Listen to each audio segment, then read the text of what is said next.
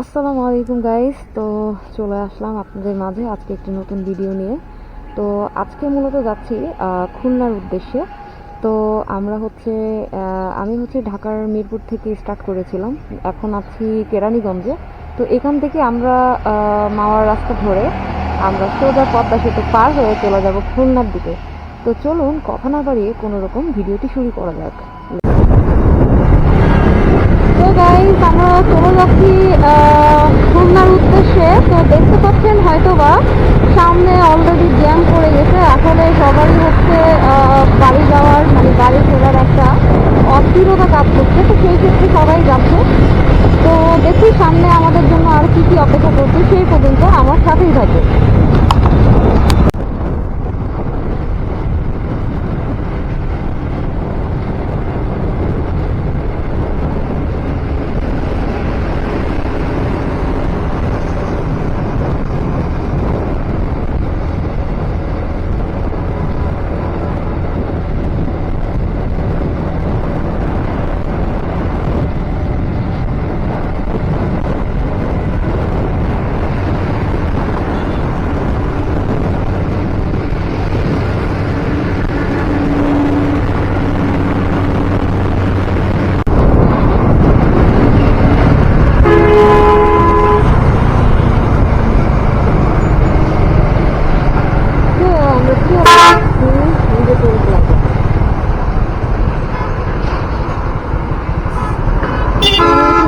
ভাইয়ার জন্য অপেক্ষা করবো ফার্স্ট কথা।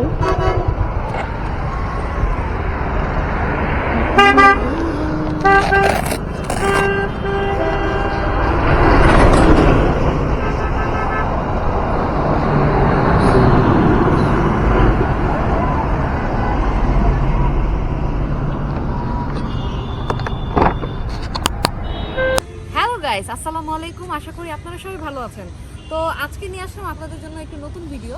তো ভিডিওর ওপারে আছেন আমার বড় ভাইয়া। তো ভাইয়া ভিডিও করে দিচ্ছেন। থ্যাংক ইউ ভাইয়া তোমাকে আমাকে একটা সুন্দর ভিডিও করে দেওয়ার জন্য। তো আমরা সকাল 6টা নাগাদ বাসা থেকে রওনা করেছিলাম কেরানীগঞ্জ থেকে। তো এখন আমরা মাওয়া পদ্মা সেতু আর টোল প্লাজার সামনে চলে এসেছি। তো এখানে সকালবেলা আমরা একটু ব্রেক নিলাম, কারণ গাড়ির ইঞ্জিনটা অনেকটাই গরম হয়ে গিয়েছে। তো গাড়ির একটা রেস্টের ব্যাপার আছে। তো আমরা এখন পদ্মা সেতু ক্রস করবো। ক্রস করার পরে ওইদিকে দরকার নেই, এদিকে। হ্যাঁ, তো আমরা ভাঙার দিকে যাব। ভাঙা থেকে আরেকটু রেস্ট নিব। ওইখান থেকে আমরা ফরিদপুরের দিকে আবার একটু ব্রেক নিব। দেন ওইখান থেকে আমরা সোজা একদিকে গোপালগঞ্জ হয়ে আমরা খুলনা বাগেরহাটের পথে রওনা করব। সেই পর্যন্ত আমার সাথে থাকুন এবং দেখতে থাকুন। দেখা হচ্ছে পরবর্তী আরেকটি স্টেপে। ও মাই গড!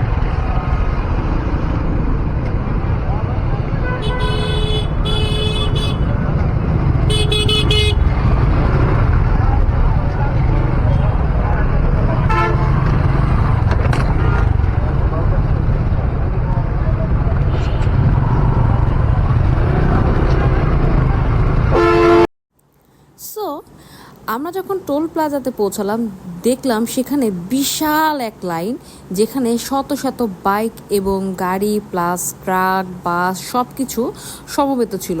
এবং প্রচুর জ্যামের মধ্যে আমি প্রায় আধা ঘন্টা থেকে 40 মিনিট ওয়েট করেছিলাম টোল প্লাজাটি ক্রস করার জন্য। এবং সেটা শুধু সম্ভব হয়েছিল একটু একটু করে, কোনোভাবে সাইড করে ঘাসের উপর দিয়ে এগিয়ে গিয়ে কোনোভাবে আমি আমার রোডটা শেষ করেছিলাম। ফাইনালি আমি পদ্মা সেতু উপরে চলে আসি এবং আপনাদের জন্য ভিডিওটি ধারণ করতে থাকি। যদিও এই রোডে আমি প্রচুর এসেছি বা অনেকবার আসা হয়েছে আমার, কিন্তু কোনোবারই ভিডিও করার সুযোগ হয়নি। তো এইবার অ্যাকশন ক্যামেরা নিয়েছিলাম শুধুমাত্র আপনাদের কাছে আমার এই ভালো লাগার জায়গাটিকে উপস্থাপন করার জন্য। সো দেখতে থাকুন।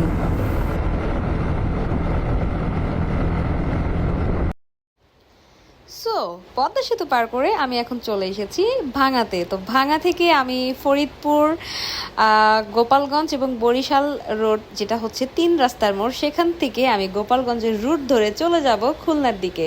তো চলুন আরও এগোতে থাকি এবং ভিডিওটি দেখতে থাকি।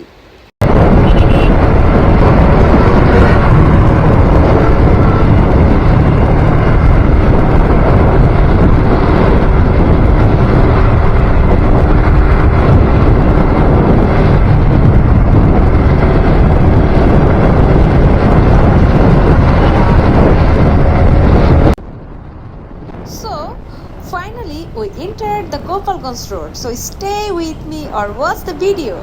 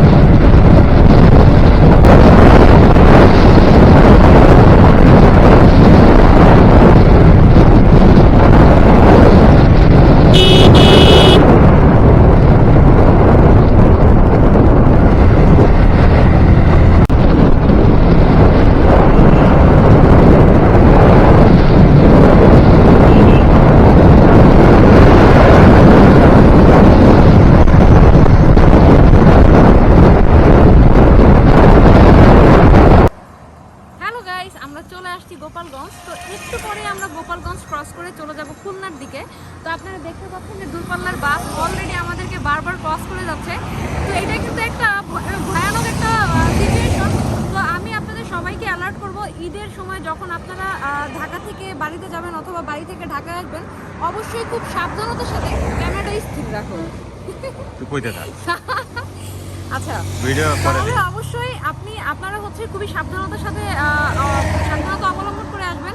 অবশ্যই গার্ডস পরবেন এবং ভালো মানের হেলমেট পরবেন, এবং যাকেই নিয়ে আসেন না কেন অবশ্যই যেন পিলিয়নে কেউ থাকলে তারও যেন মাথায় হেলমেট থাকে, এবং অবশ্যই জিনিসপত্র ক্যারি করার সময় চেষ্টা করবেন যেন আপনার বাইকের সাথে সেই জিনিসটা ভালোভাবে বাঁধা থাকে, আদারওয়াইজ আপনার অ্যাক্সিডেন্ট হওয়ার একটা ভয় থাকে। তো দেখা হচ্ছে আরও সামনে গিয়ে, আমরা একটু পরে 10-15 মিনিট রেস্ট করে আমরা আরও সামনে যাব। তো আমার ভাইয়া সাথে আছেন, তো আমরা দুজনেই রেস্ট করছি। ক্যামেরার ওপারে আছেন আমার ভাইয়া আর এই পারে আছে আমি। তো দেখা হচ্ছে নেক্সট খুলনাতে। এখান থেকে বিদায় নিচ্ছি।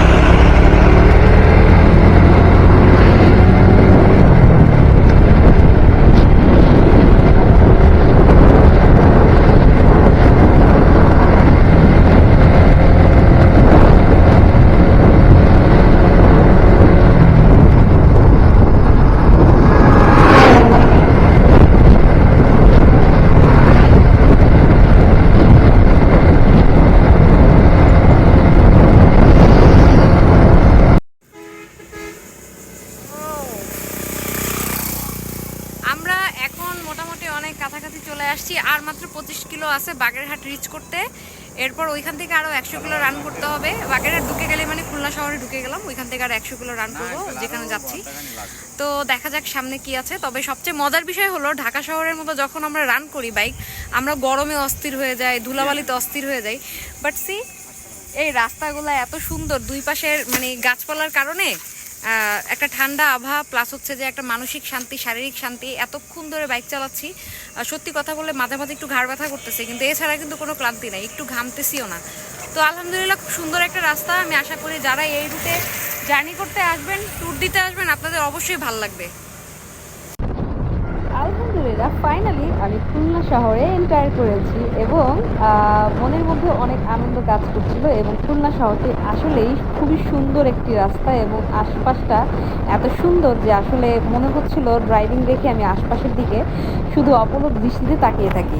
সো আমি কেন, আপনারাও সাথে তাকিয়ে থাকুন আমার মতো করে।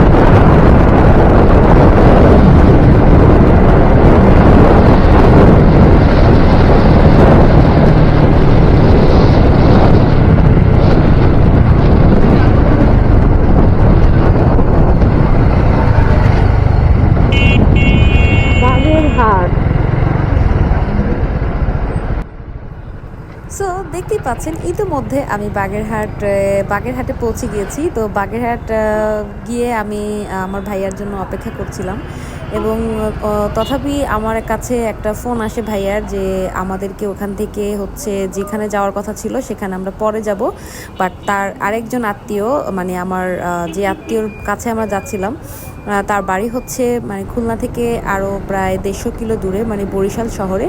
আমার সেখানে যেতে হবে। এটা শুনে আমি আসলে আমার যে ক্লান্তি ছিল সেটা আরও চলে গিয়েছে, কারণ আমি একসাথে 2টা বিভাগ একসাথে রান করব এটা আমার প্ল্যানিংয়ে ছিল না। But somehow as a lucky rider আমার কপালে সেটা চলে এসেছে এবং এটাকে আমি খুব ভালোভাবে গ্রহণ করেছি এবং খুব আনন্দের সাথে গ্রহণ করেছিলাম।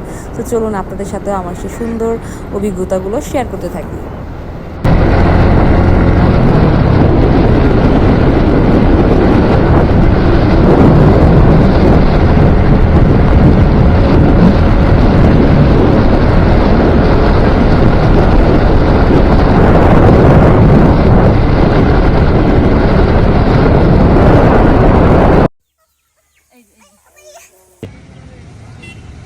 হ্যালো গাইস, আমরা চলে আসছি খুলনার 7 গম্বুজ মসজিদ দেখার জন্য। তো আমার পিছনে যে মসজিদটা আছে এটা হচ্ছে সাংঘাই মসজিদ।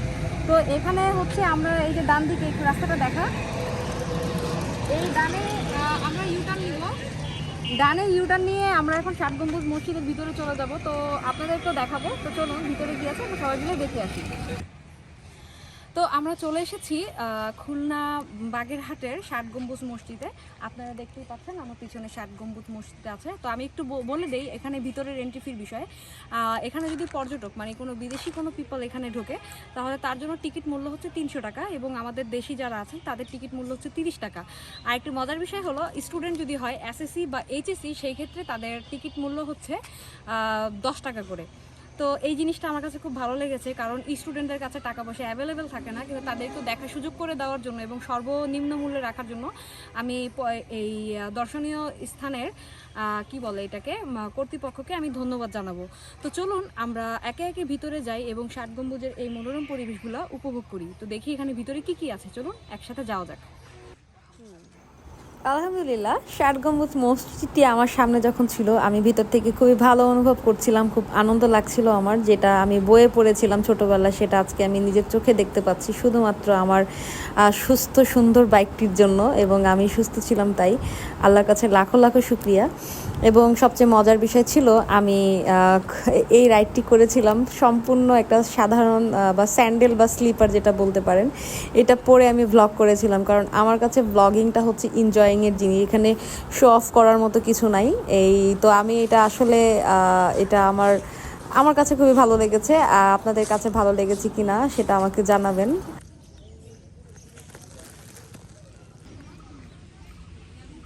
ওকে নামাজ পড়তে পাঠিয়ে দিলাম। প্রথমে যেতে চাইনি, বললাম যে যা নামাজ পড়ে আয়।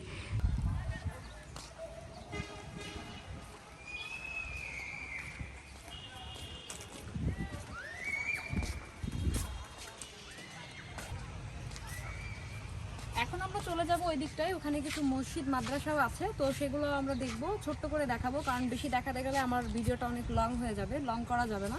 তো চলেন আমরা দেখি ওইদিকে কি আছে। আচ্ছা, তো আশানুরূপভাবে আমি অনেক কিছু রিভিউ করতে চেয়েছিলাম, কিন্তু আনফর্চুনেটলি ঈদের সময় হওয়াতে সব কিছুই বন্ধ ছিল, তালাবদ্ধ ছিল, তাই আমরা কোনো ভবনে ঢুকতে পারিনি। এবং বাগুইআটির আকর্ষণীয় যেই জাদুঘর সেটিও পর্যন্ত বন্ধ ছিল, তাই আমরা ভিডিওটি খুব শর্ট করি এবং সেখান থেকে বের হয়ে যাওয়ার সিদ্ধান্ত নেই। সো সেখানে ৬০ গম্বুজ মসজিদটি রিভিউ করার পরে, ঘোরাঘুরির পরে প্রচণ্ড ক্লান্ত ছিলাম, কারণ প্রচুর রোদ ছিল। এত রোদ ছিল যে মানে আমার হাত পায়ের যে স্কিন সেটা খুব জ্বলছিল। তো আমরা সেখান থেকে রওনা করি, কারণ ওইখান থেকে আমাদের বাসা থেকে হচ্ছে ৬০ গম্বুজের দূরত্ব ছিল প্রায় ১০০ কিলো। সো যেতে এবং আসতে আমাদের ২০০ কিলো রান করতে হয়েছিল, কারণ আমরা বরিশাল শহর থেকে বাগেরহাটের ৬০ গম্বুজটি পরিদর্শন করতে এসেছিলাম। সো এখন আমরা যাচ্ছি বাসার দিকে। সো এখানে আমাদের দ্বিতীয় ডে 2 মানে দ্বিতীয় দিনের পর্বটি শেষ হয়। তো চলুন দেখি আমরা তৃতীয় দিন কি করেছিলাম এবং কোথায় ঘুরতে গিয়েছিলাম। হেই গাইস, এখন আমরা চলে যাচ্ছি সুন্দরবনে। তো আমরা এই যে আমার ভাইয়াও যাচ্ছে, ভাইয়া ভাবি একসাথে আছে। তো আমরা এখন সুন্দরবন যাব, অনেক মজা করব এবং ওইখানে আপনাদের সাথে দেখা হচ্ছে। ওইখানে অনেক টুইস্ট আছে।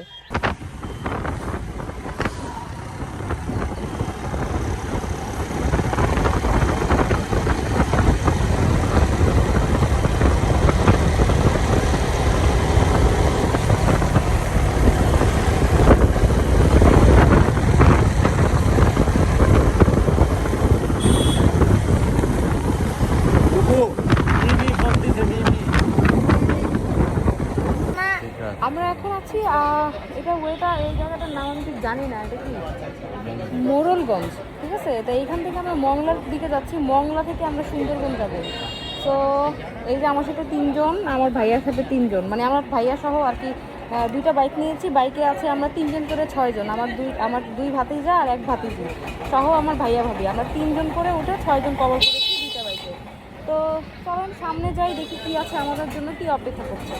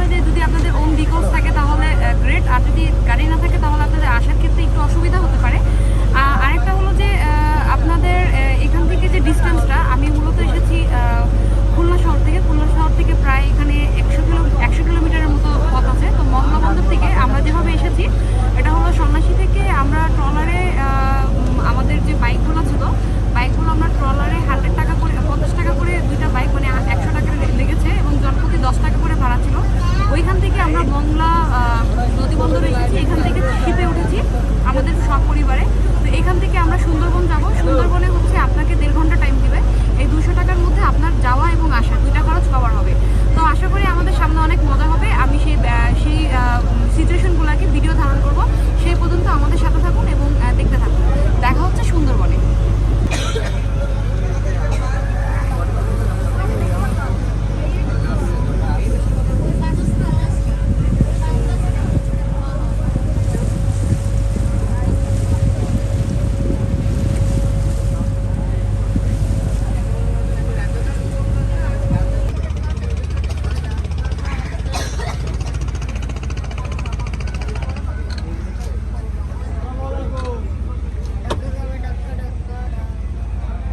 চলে আসছি আমরা সুন্দরবনে। তো আমার পেছনে দেখতে পাচ্ছেন করম জল সুন্দরবন। তো সুন্দরবনে আমরা অলরেডি 46 টাকা করে পার হেডে আমরা টিকিট কেটেছি।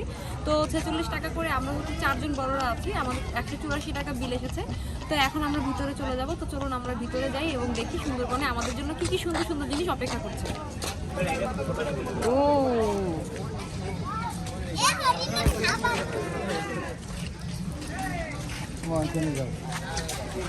তুমি দেখো রিন খাবার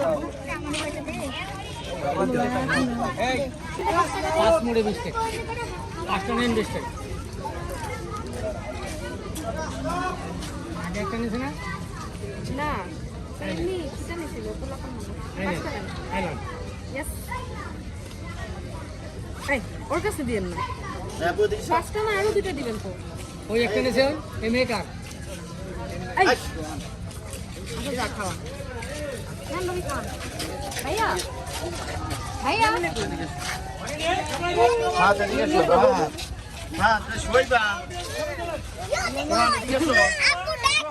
খাওয়াও ভাইয়া। দাও দাও দাও।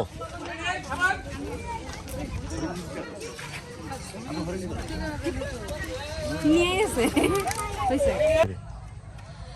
তো আমরা ভিতরে চলে আসছি। দেখতে পাচ্ছেন আমার পিছনে গহীন মানে কি বলে বন।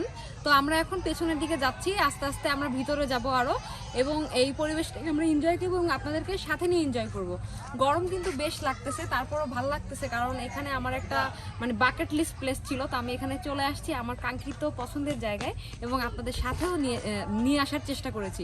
তো চলুন আমরা দেখতে থাকি এবং আমরা এই পরিবেশটাকে অনেক বেশি এনজয় করতে থাকি। এই যে আমার ফ্যান ফলোয়ার অলরেডি চলে আসছে। ভাই আপনি কোত্থেকে আসছেন?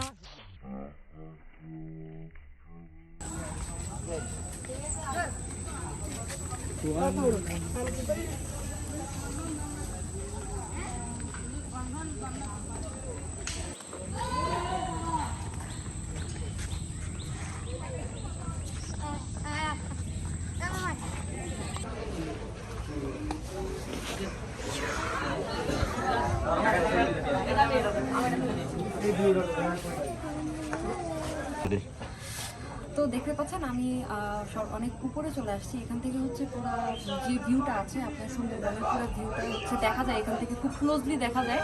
তো আপনারা যদি সুন্দরবনে আসেন মাস্ট বি বলবো এই পয়েন্টটাতে আসবেন। পয়েন্টটার নামটা আমি খেয়াল করিনি, বাট এই পয়েন্টটা হচ্ছে যখন আপনি ভিতরে ঢোকার যে রাস্তাটা আছে, ঢুকলে কিছু দূর হাঁটতে প্রায় 1 কিলো হাঁটার পরে এই জায়গাটা আছে। তো এখানে মোটামুটি সবাই এই উচ্চতায় এসে এই জায়গাটাকে পরিদর্শন করে, মানে মোটামুটি পুরো বনটাকে এক নজরে দেখার জন্য এই জায়গাটা হচ্ছে বেস্ট প্লেস। এবং এখানে মিষ্টি মিষ্টি বাতাস আছে। দেখতে পাচ্ছেন যে আমার পেছনে কিন্তু ফুল ভিউটা দেখা যাচ্ছে। তো আমি আজকের মতো সুন্দরবনের যে ভিডিওটা আছে এখান থেকে আমি বিদায় নিচ্ছি। তো আমার নেক্সট টুইস্ট কী আছে সেটা আমি নিজেও জানি না। আমি চিন্তা করবো কোথায় যাওয়া যায়। সেই পর্যন্ত দেখতে থাকুন এবং আমার সাথেই থাকুন।